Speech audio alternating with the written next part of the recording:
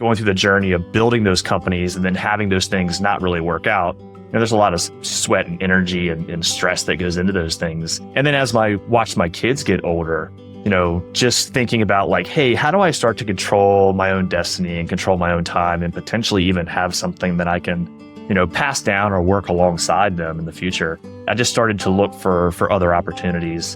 And then I also kind of stumbled into franchises because as I was looking for mom and pop like businesses that were up for sale, I think 7 out of 10 that I inquired about ended up actually being franchises. Yeah.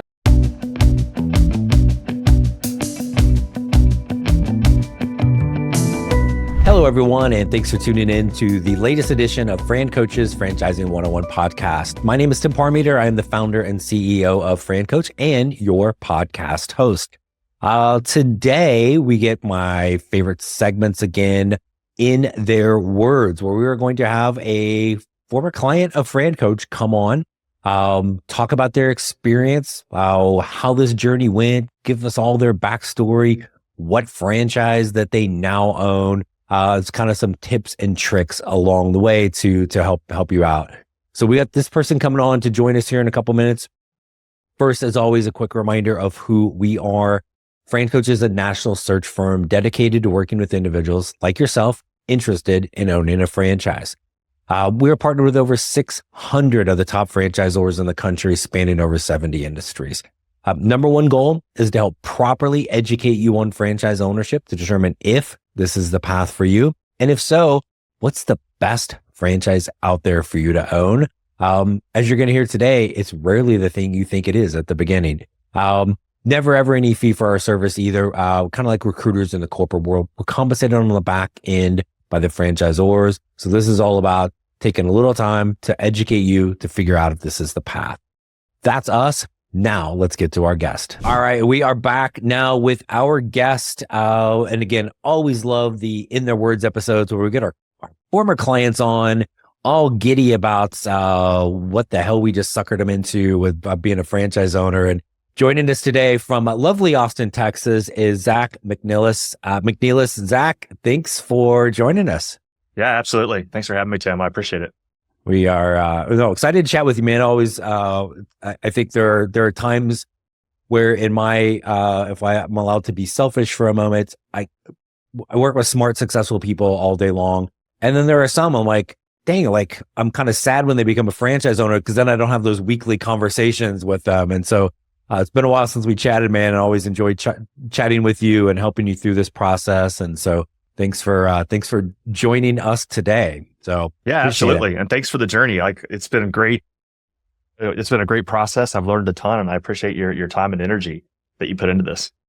No, it's my pleasure. And you came to us originally because you listened to this amazing podcast. I think it's called Franchising 101. We want to get into your journey in the franchise side, but this is everything we do in this industry is about people and always like hearing their stories. So give us a little bit of the background on Zach, kind of, pre-franchise. What's the scoop there? Yeah, for sure. So as you mentioned, I live in Austin, Texas with my wife and 5 kids. We've been here for about 10 years, originally from Virginia. I'm 25 years in technology. So I started super early in my career, had the benefit of starting at, Microsoft, and I was there for, 12, 13 years, and then moved into smaller stage startups. And I've been there, kind of since, bouncing around, different stages of companies. It had the benefit of, building some from the ground up and enjoying that journey. And then also, building teams within some more mature companies. But it's been kind of an interesting journey here in the technology world. But when I'm not doing that, I'm, spending time with my kids, enjoying the outdoors and enjoying the sunshine here in Texas. Yeah. And every time this comes up and you said 5 kids and I kind of cringed a little bit. I'm like, oh my gosh, I'm so like, my one that I have halftime that's for reasons that defy logic, not in school today. Like I don't know how you do that. And, but super cool with that. And so, but somewhere in this, you were super successful, and I've been super successful working for other people, big ones that we've maybe heard of, like Microsoft, I think you said. I think we've heard of that one. And then all these other ones that maybe we haven't, but what kind of got you thinking, hey, maybe it's time to look at doing something else and doing something for yourself? Yeah. So I think it started probably in the last couple of years. So I've worked for a couple of early stage tech startups. And if you follow the tech world, tech's not what it used to be. But not only building companies, being employee number 4 or 5 or, the first 10, and going through the journey of building those companies and then having those things not really work out. There's a lot of sweat and energy and stress that goes into those things. And then as watched my kids get older, just thinking about like, hey, how do I start to control my own destiny and control my own time and potentially even have something that I can, pass down or work alongside them in the future? I just started to look for other opportunities. And I originally started looking, at, more mom and pop businesses that I could buy, and realized that, that was not something I was probably going to be able to pull off and carry a corporate job at the same time. And there's a lot more risk associated with it. And then I also kind of stumbled into franchises because as I was looking for mom and pop like businesses that were up for sale, I think 7 out of 10 that I inquired about ended up actually being franchises. Yeah. So that's kind of what led me to the franchising world. And then obviously I connected with you and, kind of poured gas on the fire, for lack of a better phrase. And by the time we had connected, you had looked at some other things. So you had kind of been definitely in this mindset. But we get going and we have a couple different things that we are looking at right off the bat, right? And you had kind of some preconceived notions of even some things coming in. Talk about how kind of you evolve from, okay, I think it might be a franchise, to like some of the things maybe you learned along the way that you didn't know a year ago or even 6 months ago about this industry. Yeah, one, I would say probably the big one was like, how do I even pull this off? Right. So like, obviously I'm a sole breadwinner of a family of 7. I've got my oldest is 18, getting ready to go to college for the first time. It's like, all right, like, can I even afford to do this? And I think that was one of the first things I learned was, how to leverage like 401k through rollovers and things like that. That's not penalized. So I think when I first learned about that through the Rob's process, which I know you and I talked about early on too, is like, that was kind of like an eye opener. Like, oh, like I do potentially have, an avenue to actually do this. So that was probably the first thing. So it was like, okay, like the whim was not taken out of my sails in the like, hey, you just can't afford to do this. And I think the rest of it was just, really looking and understanding how franchises work. Because when I first started thinking about franchises, I was thinking, the McDonald's of the world, right? And like that was not something that I really that wasn't the journey I wanted to go on. So then like, I learned very quickly that a lot of the brands that I pass on the road as I'm driving or I'm, seeing brick and mortar are franchises and you would have never even thought about it. Yeah. So I think like just knowing that the whole world or how much of that franchising was actually out in the world and like how much you use every day and don't even realize it. And then the business model behind it. I think those are probably the first 3 things that I realized more than anything else. Yeah, no. And it's funny you mentioned like the pass by thing and now that you're, in the secret, like underground world of franchising, you'll start seeing it all the time. My wife and I will do that. We'll drive into some strip plaza and I'm like, ooh, franchise heaven right here. No, like, it's just, it is, we don't realize it because as consumers, for the most part, we don't care. Like, right. I need X. Can you do it? Right. Yes, no, whatever. So, and so we go through and we start vetting some franchises, and you looked at a couple others. Varying degrees of success, right? And so we go through and you kind of start to narrow in on a little bit. And in fact, before I ask this question, let's back up. Give us the big reveal of what is the franchise you are now the proud owner of is what? So I went with Pirtek. So okay. I have, and then I'm going to be Pirtek Lockhart to have the official name, which is in Lockhart, Texas, which is a little bit south of Austin. It's they'll argue that they're the barbecue capital of the United States. But that's where I landed. And like, I'm super excited and we're trucking along pretty quickly. Yeah. But give us this, okay, but you can't just say Pirtek. That ain't McDonald's, dude. What is? Yeah. So Pirtek is. Yeah, give us the elevator pitch. Yeah, so Pirtek does industrial and hydraulic hose repair. It's 24/7 business. We show up on site and fix things where they are. And they have two business models. So they have a tier 1 and a tier 2, where tier 2 is 100% mobile. In tier 1, there's actually a supply service center where, if someone already has a mechanic and they know how to take the hoses off, or they have that crew, they just need someone to like create the hose for them so they can fix it.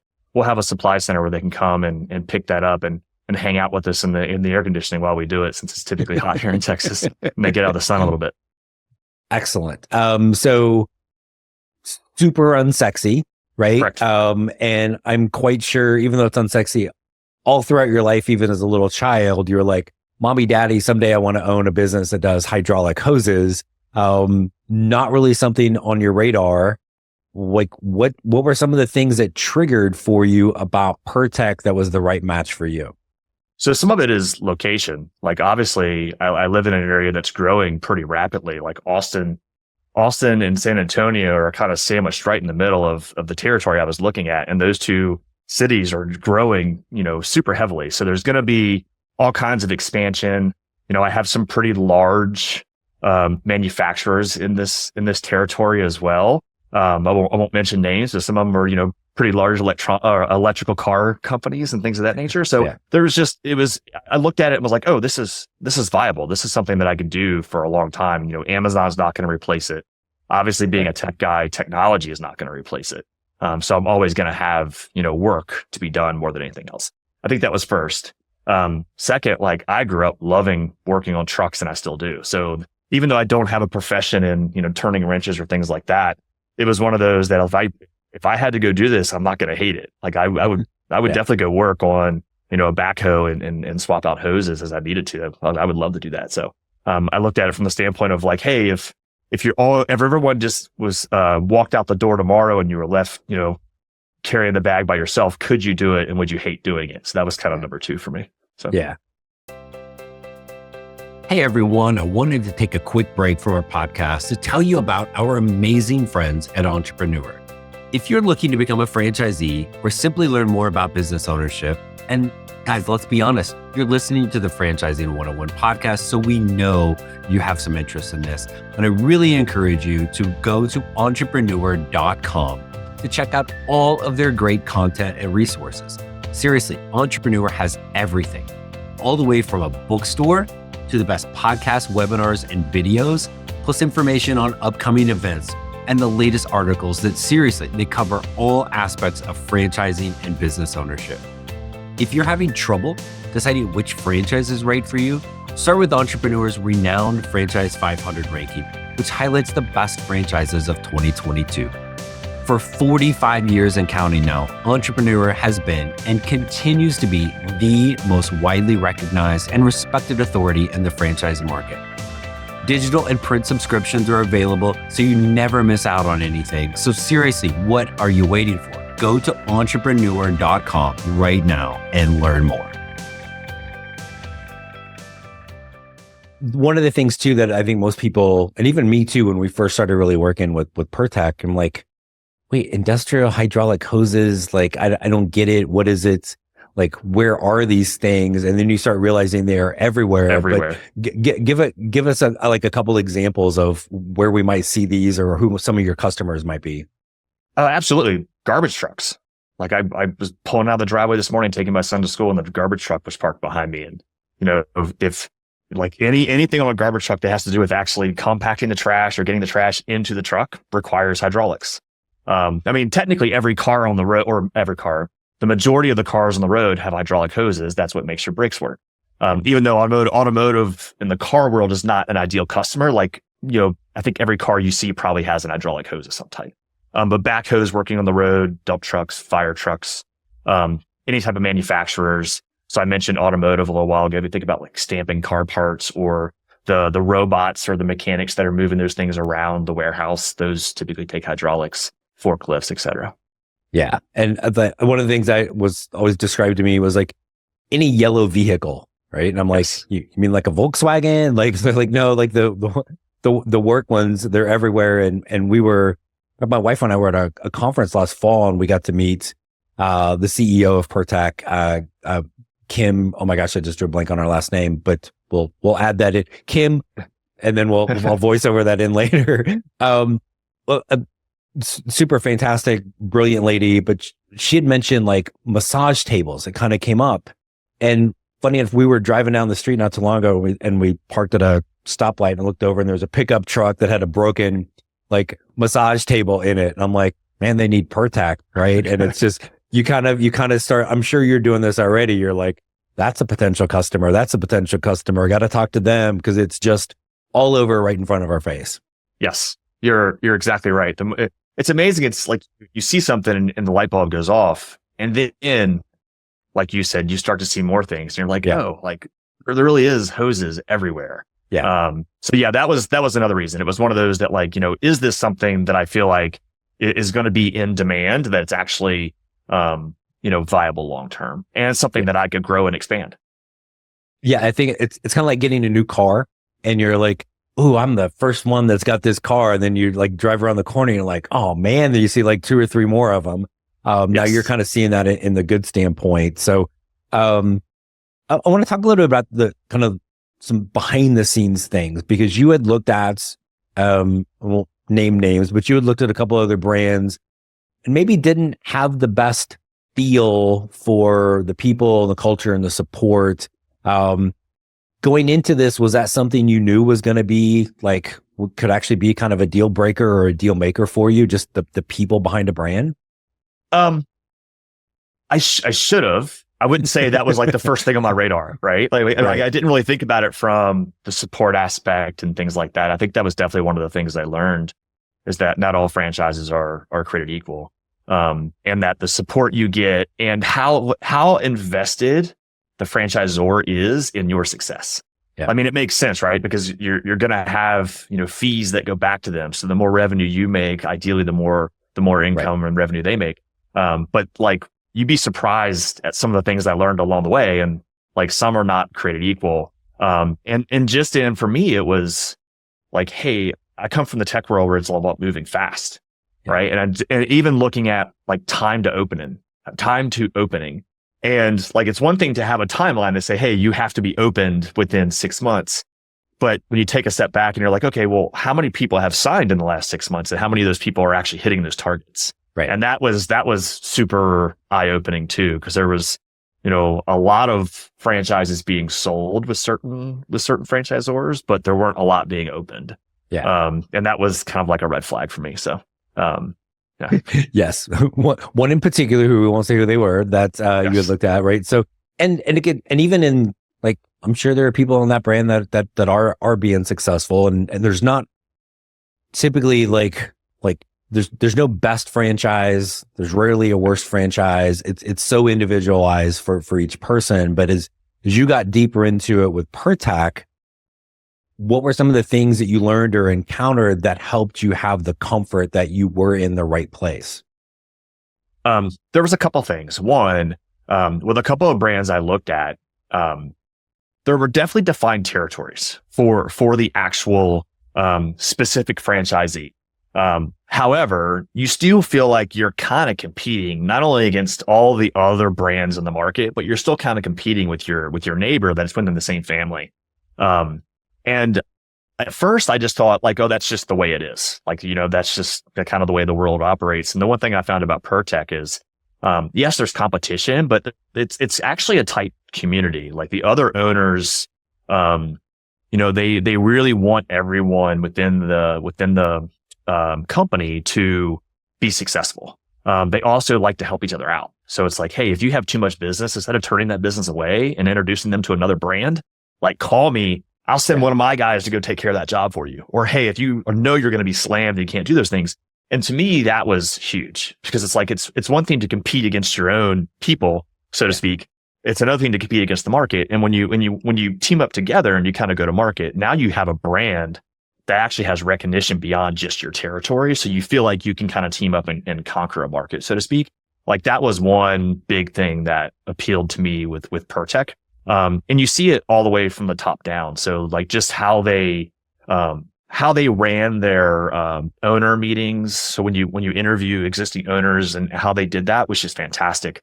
If I went back to John and was like, hey, I want I want to talk to more people, or, hey, I'd love to have a one-on-one with this individual. Like, it was done. Like, they would get me connected within the week, and like, I would have this phone call. So it was just all around a great experience, and the camaraderie that I felt going into that was pretty solid. Yeah. And there are some brands that, hey, we've got 100 owners, but probably only maybe 7 you should talk to. Yeah. And Pirtek's one, like, talk to whoever the heck you want. Right. I mean, like, within reason, because you're not going to talk to all 200 owners. Like, nobody's got that much time, but there's nothing hidden, right, with that. And you mentioned that because this comes up a lot in franchising, like, oh, I'm here, but I've got a neighbor, like, I'm on South Austin, but there's somebody on North Austin. We're going to be fighting. And are there sometimes that happens? Yes, but it's not like, this is how it's supposed to work, where, like, even as it's going to lower your marketing costs, right? Maybe they've got a referral partner that also, he can't service because it's too far down, and now he can pass on, right? And you guys can really, like, again, dominate the entire market. So anybody that needs this knows, like, oh, this one's close to me. That's even better. And again, it really works that way as that true partnership. Right. Yeah. So that was a big one for me. So. Yeah. And then, I always think it's fun going to meet the team day, and because you had been to, I think, two prior, right? Correct. And so now you go to wherever the heck that is in Florida, on the East Coast, right? And so you go down to their facility, meet their team. What was that experience like for you? It was unique because I ended up being the only one there. So I got meet the team day all by myself. So that was, it was great because you kind of get some, one-on-one attention. You get the canned tour, but you can kind of derail things, and ask more questions and things of that nature. And it was fantastic. The facilities were awesome. I mean, there's a lot of logistics associated with Pirtek because, they do all the distribution of the supplies and the fittings and the hoses and things like that. So getting to see the warehouse, was incredible. Like, not only getting to see the operation, but just seeing the, how clean it was. Yeah. Like, whether they do it because they know people are coming, or that's just the way they do their business, it was fantastic. Right. Like, it was super clean, organized. Everyone was friendly. It was just an all around great experience.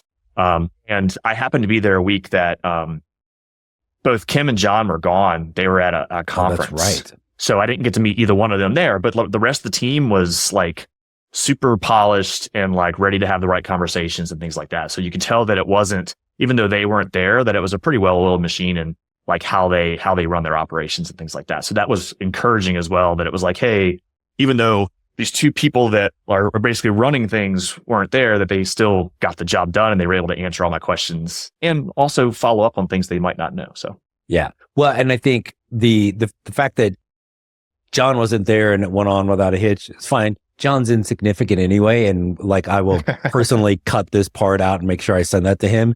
But the fact that the CEO cannot be there and nobody misses a beat, is a pretty good indicator of what the leadership is like, and the team is like. So yes, because that wasn't the experience I had a couple other places. It was pretty, it was a stark difference at Pirtek than it was other places. So.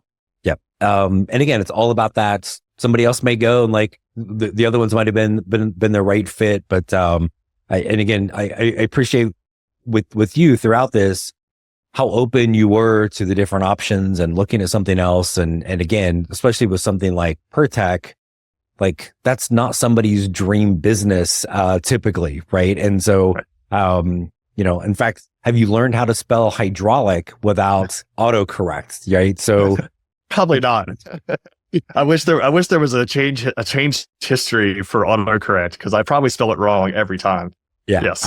If it makes you feel better, and it may just be my fingers, but I misspell the word franchise like often.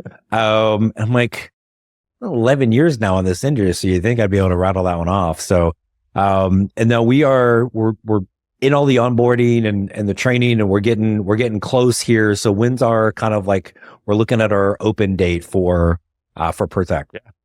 Yeah. My open date is March 31st. So I think I signed on October 31st. And then obviously, right about 6 months later, we up and running. So I'm in the onboarding process, ordering all supplies, interviewing for, team members. Yeah, it's pretty busy right now. So, is there anything else? Is there anything else significant about March 31st that we should know? Yeah, it's my birthday too. So I said I won't be forgetting this birthday. As you get older, I don't know if you find this or not, you feel like you forget your birthday sometimes. So I want to. Yeah, I won't be forgetting this one. So it is March 31st. But yeah, we're super pumped. So 29th birthday, and you're opening your new business. So that's right. That's fantastic. So for all of our listeners in Austin, Texas, that have hydraulic hose that they need fixed, this will be the place to go. So you've had a fantastic journey going through this, and even kind of, there are people out there listening that were literally in the same shoes you were 7-8 months ago, right? Of listen to this. Should I do it? Should I not? Now you've gone through the ups and downs of all of this. What might be some advice you would give somebody that's sitting out there listening right now? For one, listen to your podcast.